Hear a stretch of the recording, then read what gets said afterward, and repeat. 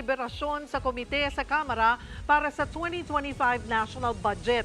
Unang tinalakay ang budget para sa pagbabayad ng utang ng Pilipinas na aabot na sa halos 877 billion pesos. Nasa frontline ang balitang niya, si Marian Enriquez. Sa pagdinig ng House Committee on Appropriations sa panukalang 6.35 trillion peso national budget para sa taong 2025, unang sumalang ang Development Budget Coordination Committee na binubuo ng economic managers ng administrasyon. Dinipensahan ni Finance Secretary Ralph Recto ang pondo para sa pagbabayad ng utang ng Pilipinas. Halos 877 billion pesos kasi ang ilalaang pondo sa 2025 budget para sa pambayad ng utang. Sa unang tingin, tila napakalaki ng ating utang na umaabot ng trilyon.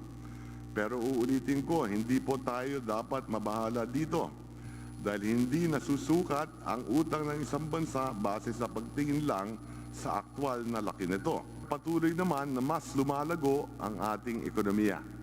Ibig sabihin, kayang-kaya natin bayaran ang ating mga obligasyon. Dagdag pa ni Recto, binabayaran din ngayon ng bansa ang mga inutang noon pang pandemya. Kung noong 2019, nasa 7.7 trillion pesos ang utang ng bansa, halos dumoble ito at umabot ng 13.4 trillion pesos matapos ang Administrasyong Duterte. Ang Makabayan Bloc naman muling nagbabala sa lumulobong unprogrammed appropriations na tinawag nilang Presidential Super Pork. Ito yung mga programang mapopondohan lang kung may sobrang kita ang gobyerno o pondo na mula sa foreign grant. Para sa 2025, nakalagay sa National Expenditure Program na nasa 157.8 billion pesos ang unprogrammed appropriations. Pero posible pa raw itong lumaki. Kung babalikan kasi ang 2024 General Appropriations Act, ang unprogrammed appropriations umabot ng 731 billion pesos mula lang sa halos 282 billion pesos sa ilalim ng NEP. Kaya panawagan nila, itigil na ang pagkakaroon